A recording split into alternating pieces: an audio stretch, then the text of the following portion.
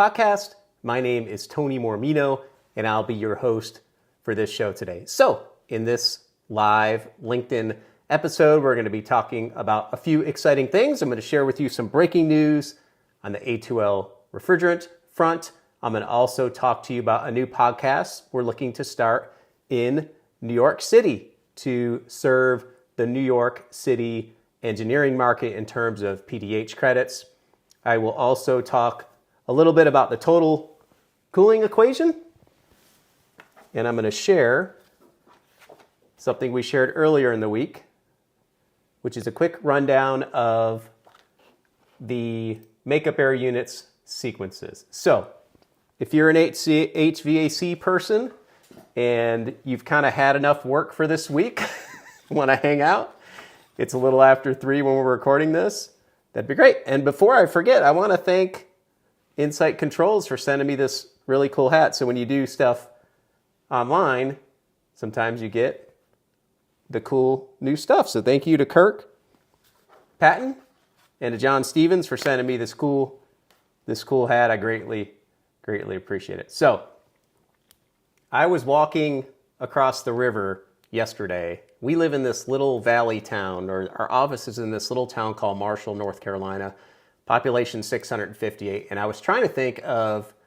a cool way to start the show. And I thought, well, why don't I reach out to some friends of mine who I look up to and admire and get maybe some quotes, some inspirational quotes. So I did that yesterday. I got a few back. I'll share one of them with you now. And this quote is from my friend Greg Crumpton. So the quote goes like this. I'm going to read it so I don't mess it up. Genius seldom happens behind the desk. Out and about in the grind with the trade is where true inspiration lives. That is a quote from Greg Crumpton, who's the VP, one of the VPs over at Service Logic. So if you don't know Greg and follow him, check him out on LinkedIn. He's a really good guy, been around a long time, and got to meet him for the first time at the HR show. So why am I sharing that? I don't know. I thought it was kind of inspirational for me, and a lot of truth in that for me too. Like, no matter how much planning I do in my career or in life, it's not really until I get out there and start doing stuff. And doing stuff means something other than me sitting on the couch thinking about doing stuff. So I wanted to share that because we are looking at starting a new podcast to serve the engineering community in the state of New York. Now, the state of New York is a little unique in that it's rather difficult to get approved to do PDH shows in New York. So we're hoping that we're gonna do something there to serve that market. And I was talking to Jason Wynn, who's one of the VPs over there at Clima, New York. And I was also talking with Mark Miller, who's an account executive at EBS HVAC. Both of these firms serve the state of New York as a whole. So we came up with an idea of starting a podcast there. We've already got submitted to the state a few presentations for approval, and we're going to go ahead and get those going. So we're super excited about that. I think we're going to call it, the name of this podcast is the Engineers HVAC Podcast. So I think we're going to call it the New York Engineers HVAC Podcast, which is kind of a play off of what we do here, but I think it'll be really cool. We're super excited about that. So thank you, Jason and Mark, for helping to get that going. And, our whole mission here is to educate and empower the HVAC community. It's a great way for us and our family of brands, so Insight Partners, Hobbs, Clima New York, Clima New Jersey, EBS, and a whole bunch of other brands are all part of the same family of brands owned by the same company. So I'm glad to be working more with them and bringing more content online that hopefully brings value. So anyway, look for that to be coming soon, the New York Engineers HVAC Podcast. I think it's going to be the name. I hope I'm not speaking out of turn. I haven't cleared that with a lot of people yet, but it'll be something along those lines. We're going to do live shows on LinkedIn, kind of like we do here, because we feel like that gives the most exposure and most access to the content. Okay, so By the way, if you're watching this live on LinkedIn, I'd love to know how this audio is coming through.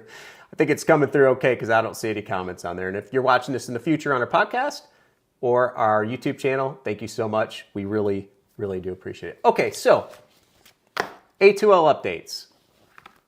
I saw a clap there, so I think that means the audio is coming through. Okay, so A2L updates. Let's talk a little bit about the milestones of the refrigerant transition. So we are transitioning from high GWP, which is anything over 700, to low GWP refrigerants.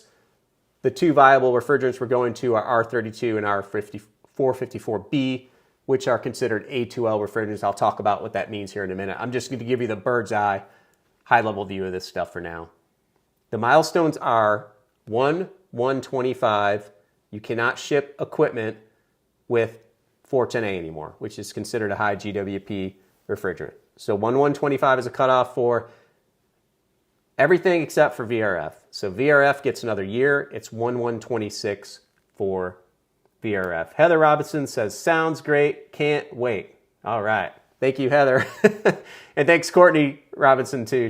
Heather and Courtney are they round out the marketing team with me, and without them, I can't do any of this stuff. So thank you so much for all your help.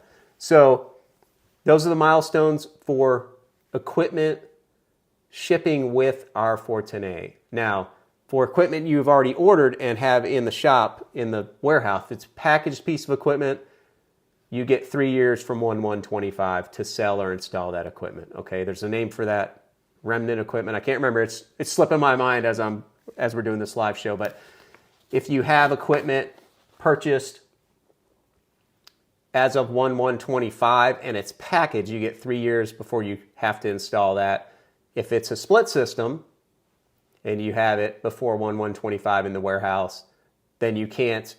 You get a year to install that. So you have to install that within a year if there's any air connecting tubage. So that's the milestones. Another announcement about A2L says there's a lot of confusion out there as to which state building codes have adopted the new A2L requirements. There's a great map finder. It's a point and click digital map. Just type in AHRI, A2L building codes, and you'll pop it up on Google. It'll pop right up. And you get to click on each individual state in the US, and it'll take you right to the codes. It'll say it's approved, it's not approved. There's also a hyperlink there to the actual building codes. So that's a huge help. Thank you, AHRI, for putting that together. Okay, training. We get asked all the time about A2L training. If you need training or curious on what kind of training you might need, please look up the ESCO Institute, Clifton with the ESCO Institute, Clifton Beck, excuse me. You can find them on LinkedIn, YouTube, they're all over the internet. He can tell you what kind of A2L training you need. He's looking at some stuff with us right now, so thank you, Clifton. The other thing, there's 2 or 3 more things I want to touch on with the A2Ls, then we'll move on to the next segment here. Transportation, there's a lot of confusion about the transportation of equipment that contains A2L refrigerant. Okay, so what I'm going to read to you involves shipping equipment from the factory that has an A2L refrigerant in it. Okay, so there's a lot of confusion about, is it going to require hazmat clearance? Do you have to shut the roads down? Yada, yada, yada. What do you need to do? So this great article by Aon came out, and I'm going to read you just 2 little parts on the bottom here. So what is required when it ships depends on the size of the refrigerant charge. So for 44 pounds or less, which is approximately a 30-ton unit, it really depends on a lot of factors, but I'm just giving you a ballpark, 30 tons or less. Here's what this says is required for shipping, freight shipping, across state lines. So it is a complete exemption from hazmat regulations, which is good because hazmat is a lot of work to get that done. Placards on the truck and trailer are not required. You're not allowed to have air or water transport. Incidents of gas release must be reported to the US DOT. So those are the only requirements if it's 44 pounds or less of refrigerant. Now, if it's higher than that, this range is 44,000 to 5,000 pounds. It says this, not a complete exemption from Thank you, Heather. I'm always checking my messages and doing these live because I never know when the sound goes out on the other ends. Thank you, Heather. Not a complete exemption from the hazmat regulations. Placards on the truck trailer are not required. Labels must be on at least two sides of the unit. One label must be visible without unloading the unit. That's important. Must be transported on an open flatbed trailer, an open flatbed rail car or well-ventilated closed transport vehicle, no air or water transport. That's for anything over 44 pounds. So again, I'm reading this. You could probably Google AON A2L shipping requirements. If you can't find it and need more information, please reach out to us and we'll get that to you. So that has to do with shipping equipment that has A2L refrigerants in them from the factory. Now, in terms of transportation, if you're a service tech, I understand it's business as usual. Just take the same safety precautions you would take with regular refrigerant tanks, and you should be okay there. Okay, so we talked about transportation. What about tank storage in warehouses? We've gotten that question a few times. I'm going to direct you to another resource. This resource was pointed out to us by Don Gillis with Chemours. So Don is a very valuable resource for us. Shout out to Don. Thank you for your help. So if you just type in this is another AHRI document, AHRI refrigerant cylinder storage or refrigerant tank storage, this PDF will pop right up. And it talks about different, self-storage, rack storage, solid pile, which I'm not sure what that is. I should probably know that and look that up. It looks like a solid pile is shown right here. Ooh, hit my microphone. It's shown right here. So it looks like a stack of boxes. So probably should know that after being in the industry a while. But anyway, AHRI refrigerant cylinder storage. This is another great resource. You can save this in case you need to know or have questions. Okay, one more thing on the refrigerants. This is such a big topic right now, so we've got a lot of stories on this. So I read this article today. This article talks about the EPA cracking down on illegal HFC imports. Okay, now this happens every time we have a transition. People are willing to take advantage of the confusion and the high prices of R410A, etc. This particular article, to give credit, is from coolingpost.com.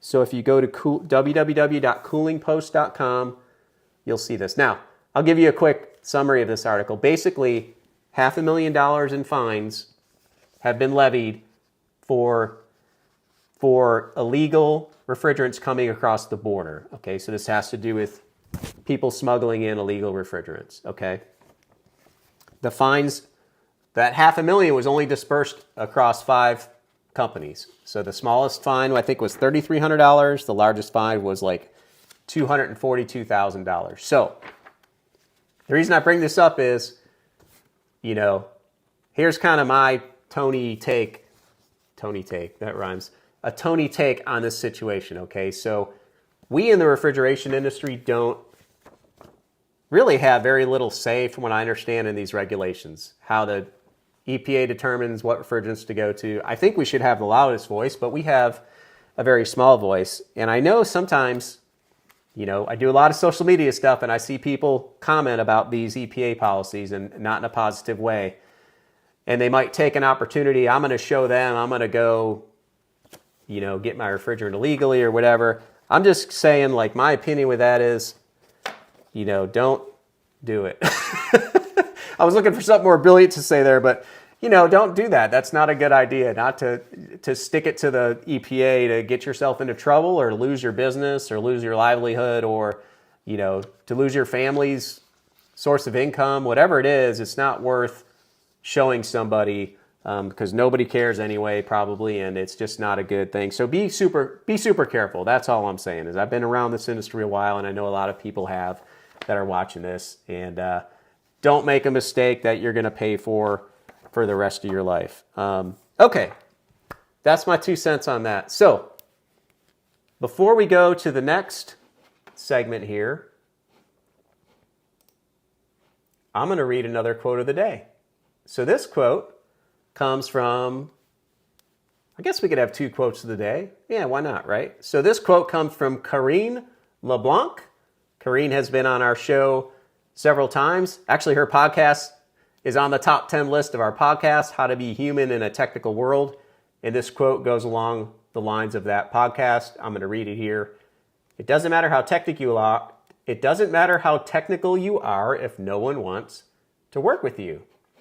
And I think that's a great quote. And it kind of focuses on the soft skills. You know, we want to make sure, you know, we've all worked with people who are extremely smart with the brain skills, but they're not very pleasant to work with. So her book, you know, Being Human in a Technical World, I hope I'm not butchering that. I think it's something similar to that, is available on Amazon. You can go check that out, or you can go to our YouTube channel or our podcast and listen to it there. It's a really cool episode. It's really insightful. We're going to have Kareem back on the show soon for another episode because I thought that was really cool.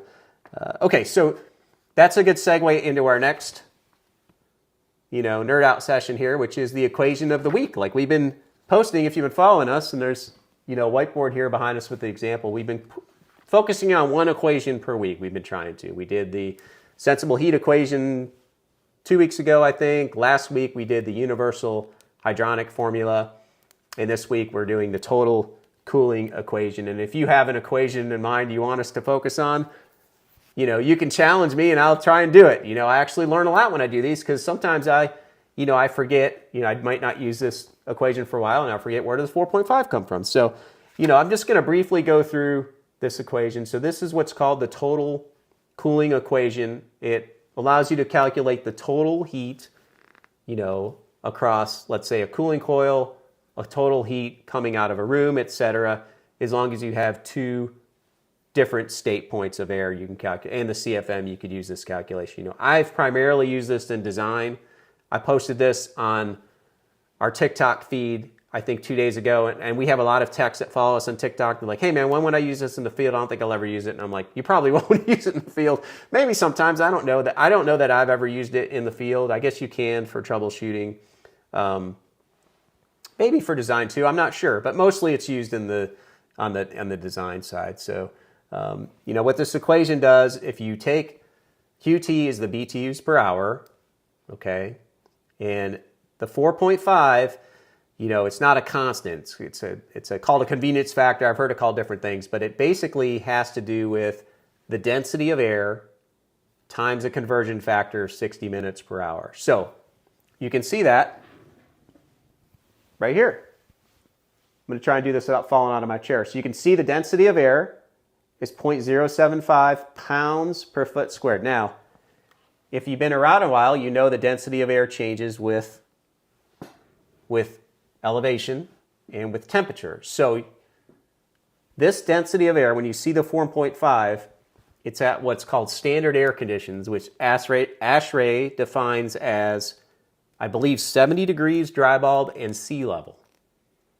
Okay, so why is that important? Well, if you're in Breckenridge, Colorado or Denver, Colorado, you have to be super careful using this equation, right? And I know a lot of it's done on the computers today and it takes into account when you put the elevation in there, but I think it's, you know, for me, it's important to know the fundamentals and kind of where it's come from to be careful, because let me tell you, if you're at 10,000 feet and you're using this, you could get into some serious trouble. And, you know, undersizing a coil or a chiller, adding a little bit of cooling is not easy. You know, if you need 200 tons and you have 170 there, adding 30 tons of cooling is not a fun deal for anybody. So anyway, the reason we do a lot of these kind of things is to remind people and to remind us, to keep us fresh, that these are important things to note. So the 0.075 is the density of air at standard conditions, if I could point to it. And then you can see we kind of worked this problem out. We just did 1,000 CFM because it made the math easy. 20 BTUs per pound. So the DH, the delta H, is the change in enthalpy across something. So it could be across a cooling coil, it could be entering a room, leaving a room, like we were using this cooling coil. I actually have a cooling coil out there. I should have brought it in here. We're using that as an example, but so the delta H will be the enthalpy of the air entering the coil and leaving the coil if it's cooling. So in this case, we just use a 20 BTUs per pound of enthalpy, and you could look and see, this is a good example of why the conversion factor is in here too.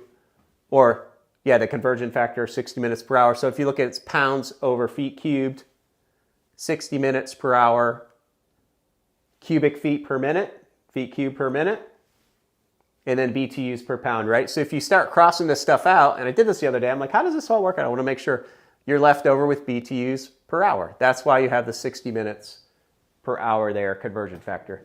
Now, BTUs per hour, we can convert that to tons by dividing by, most of you know, 12,000 BTUs per hour. So that would be, I think, 7.5 tons. I'm doing math in my head live, so I'm sure someone will comment if that's not right, something like that. Okay, so that's our equation of the week. Thank you, Kareen, for that. You know, that quote just popped in my inbox. And I was like, oh, what a cool segue into the equation of the week. So, okay, so the next item on my list here I was going to talk about is makeup air unit sequences. So we did this post earlier in the week. This is one of those things that it's funny. It's when you read it, to me, it's really hard to understand a makeup air unit sequence. But when I see it on a very simple psychrometric chart, it's very simple. So I always try to share this version of a makeup air unit sequence. So, you know, I'm going to kind of walk you through this. It's super simple, and hopefully it'll help somebody. So we're talking about a makeup air unit. We're talking about a 100% outdoor air unit. We're talking about a DOAS system. I'm going to correct myself so I don't get a whole bunch of comments. DOAS, dedicated outdoor air system. I don't have to say system after DOAS. So I can't tell you how many times I've written DOAS system and gotten comments back. You already got a system, it's redundant. Okay, so this is probably the first time I ever caught myself. So I'm glad I caught myself in that one. So a DOAS, 100% outdoor air unit, makeup air unit. To me, that's a DX or chill water unit that's cooling, dehumidifying, and heating, you know, 100% outdoor air. That's what I consider to be a makeup air unit or DOAS system. I know different parts of the country use the terminology a little bit different, but that's what we're talking about here, okay? So I'm going to go over the 3 basic sequences of a makeup air unit. Now there's more sequences. It is more complex than what I'm going to share here, but this is a good start. And if you want more details on this, you can go to aon.com, and they have, I believe it's in their VCCX controller technical guide, which is a great guide. You can download the PDF. It has very detailed sequences on makeup air unit, on the Aon makeup air unit, but it gives you an idea for how it works compared to, you know, others, and maybe just in general. So if you don't know how it works, it's a good learning experience to learn that. So here's what I do. You got a dedicated outdoor air system. You typically have a temperature sensor and a relative humidity sensor looking at the outdoor. The outdoor temperature and dew point is what we call our mode enabler. So we're looking at that to determine what mode to put the unit in, okay? So if it's, I always start with the dew point, okay? So if it's anything over the dew point set point, you're going to be in dehumidification mode, okay? So this is a basic psychrometric chart. I got 2 lines here. I've got the dew point line of 55 degrees dew point. I picked that arbitrarily. It could be lower. We don't see it higher than that very often, or it probably shouldn't be, but 55 degree dew point. So if you're over 55 degree dew point outside, how do we know? Well, we know because we have a temperature and a relative humidity sensor looking at the outdoor air, and we take that data and we convert it to dry bulb. Now, why don't we use the dry bulb sensor? We get that question a lot because we convert it to dew point. So why don't we use a dew point sensor to get that question often? It's because dew point sensors are expensive. It's easy and inexpensive to measure temperature and humidity, relative humidity. So we take that, convert it to dew point. If it's over 55 degree dew point, anywhere up here in the chart, we do it like this. That means you're in dehumidification mode. Now, what does a dehumidification mode look like in a makeup air unit? It looks like this. We make the coil very cold, okay? And then we reheat the air to the supply air set point. Okay, in this case, we're going to say it's 72 degrees. Just for sakes of this example, it could be 55 degrees, it could be 60 degrees. We're going to say it's 72 for this example, okay? So your outdoor air dew point is above the dew point set point. So that would make sense. You want to dry out the air. You don't want to bring that humid air into your space, right? Dry out the air, and then we reheat it back up. So we control the cooling coil based on the suction temperature. We might say, okay, if we want 55 degrees, off the coil, or 50 degrees off the coil, we're going to control it to a 44 degree suction temperature, something along those lines. This might not be exact, but you get it. So we make the coil very cold. We know the leaving air temperature is going to be a few degrees above that.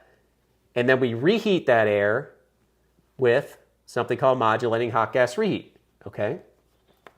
So what modulating hot gas reheat does is it takes the heat we just took out of the air and it puts it back into it in a coil downstream. So you might have a cooling coil right here, and then downstream of that, hot gas reheat coil. So 55 degrees right here, and then we go across the coil, and we reheat it back up to 72 degrees. So that's your standard dehumidification mode, okay? Cold coil cools the air. In doing that, the coil surface area is colder than the dew point of the air, so it's condensing moisture out, and then we reheat it back up to the supplier set point, which in this example is 72 degrees. Okay, so enough on the dehumidification mode. So let's say we're below the 55 degree dew point. All right, so if we're below the 55 degree dew point, set point, then we're going to either need to heat or cool the air depending on the temperature, right? We don't have to dehumidify because we're below the set point. So let's start here, which means if you're in this region, this square here, this is hard to do looking into the camera, then you're in cooling mode, right? Because you're hotter than 72 degrees, right? You're going to be like right over here. Let's say it's 90-ish degrees. You're going to cool that air down to the set point, supplier set point, which is 72 degrees, okay? So how do you do that? Well, you could have a chill water coil in there. Most of the makeup air units we provide are DX. So you would have like a modulating cooling coil, a modulating compressor in there, cooling it down to 72 degrees. So the common, if you have a 30-ton unit, you got two compressors, you probably have one digital compressor and one on-off compressor. So that digital compressor would cool it, would modulate down or modulate all the way up. Then you'd bring on an on-off compressor. Then you take the digital compressor and modulate it up and down depending on, so anyway, you can precisely acquire the 72 degrees supply air temperature doing it that way. It's super, super easy. We do it all the time. Or you could have a VFD compressor in there to do that, to modulate the cooling. There's pros and cons to digital compressors versus VFDs.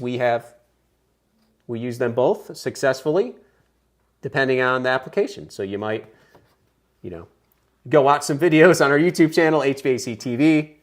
Basically, the pros and cons, in general. The VFD compressor is more efficient, is quieter, it's more expensive, it's a little more advanced, requires a higher level of service tech, and it's got some more stuff in there. It's got some more parts in there.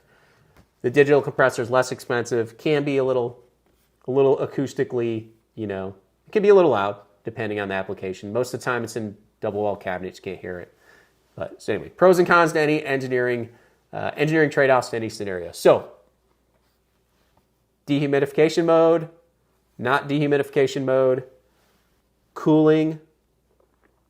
And what about if we're over in this area? We haven't talked about this. I bet someone could take a guess here. You're in heating, right? So let's say it's below the dew point set point, and it's, I don't know what it is right now outside, it's probably 40 degrees. So we would take that 40 degree air and we would heat it up to 72. It's just that simple. Now, one of the things, to be careful of in makeup air units, and I think most people know this today because of the popularity of makeup air units, the heating modulation is just as important as the cooling, okay? I learned that the hard way. A long time ago, the first makeup area unit I ever sold, I was in Florida, but the job was actually in, I want to say North Dakota. I can't remember. Somewhere much, much colder than Florida. It was a makeup area unit on a locker room, and it had 2-stage heat. So when it was, I don't know, 1 degree outside, you got 1 degree air, you got 40 degree air, you got 80 degree air. And that doesn't control the temperature very well. Okay, so I learned that the hard way. We ended up retrofitting that unit with SCR electric heat. Learned a lot about modulating heat during that time, and we made it work just fine. It was no big deal, but lesson learned. So my point is, if you're specifying makeup area units, just be super careful. Make sure the heating is modulating.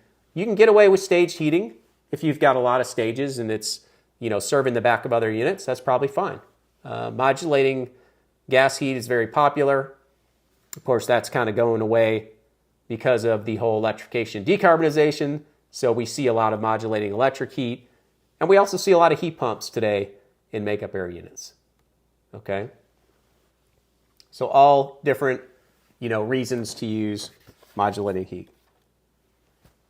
So I just about have exhausted my brain for this Friday afternoon. One more announcement. We just started repping this. I'm super excited about this, okay? So we just started repping Phoenix Control Valves, and I'm going to be at their factory Sunday through Wednesday. I'm going to be doing some live videos there. Hopefully, I'll at the least be getting some content to bring back and share. So if you do control room applications and you follow me on LinkedIn, or you don't, come follow me on LinkedIn, hit the little bell, and you'll get alerted when we go live, because they actually have these surgery suites set up right in their training facility. So they're going to walk through some demos of the importance of precise controls in surgery suites, which I'm super excited about, because honestly, I've never repped that product before, and I'm super excited. So Insight Partners is very excited to be the rep now in the Carolinas, and I'm going to be broadcasting there live. So if you want to check that out, follow me on LinkedIn and you can check that out. Also, if you haven't subscribed to our YouTube channel, please come and look at that, HVAC TV. You can go to YouTube and type in @HVAC TV, and you can follow us there. Almost all of our content is educational.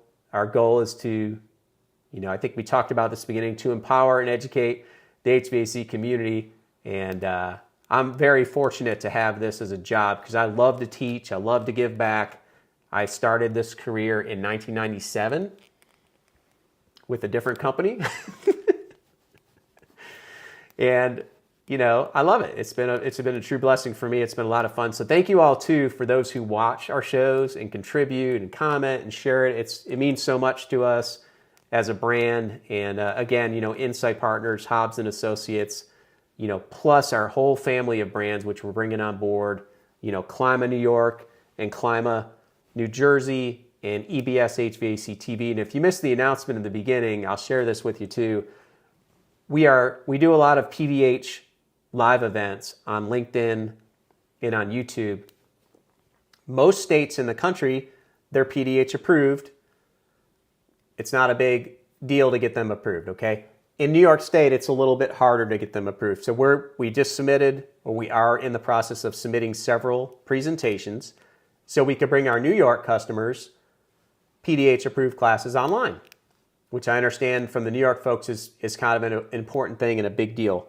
So I'm glad to be working with Clima New York, with Jason Wynn over there, and EBS HVAC with Mark Miller to get that going. And please look out for that. I think we're going to call it the New York Engineers HVAC Podcast. So real creative, right? We added the word New York to the current podcast name. So it'll be a whole separate deal, but we'll probably broadcast a lot of the stuff on the same 2 channels. So thank you so much for watching. It means the world to us. Please share this if you think you can find, if you know someone who might find this content helpful, we greatly appreciate it. And I'm loving these little live episodes. I love the Friday afternoon ones. It's kind of a chance for us to hang out and give back. I know Heather's watching, Courtney, probably a bunch of other people we know. So thank you so much for doing this, for watching, and thank you for supporting us. on our online shows. And I got to walk to the back of this camera to turn this thing off. So you're going to see me walking around here. But thank you so much again for joining us. We greatly appreciate it.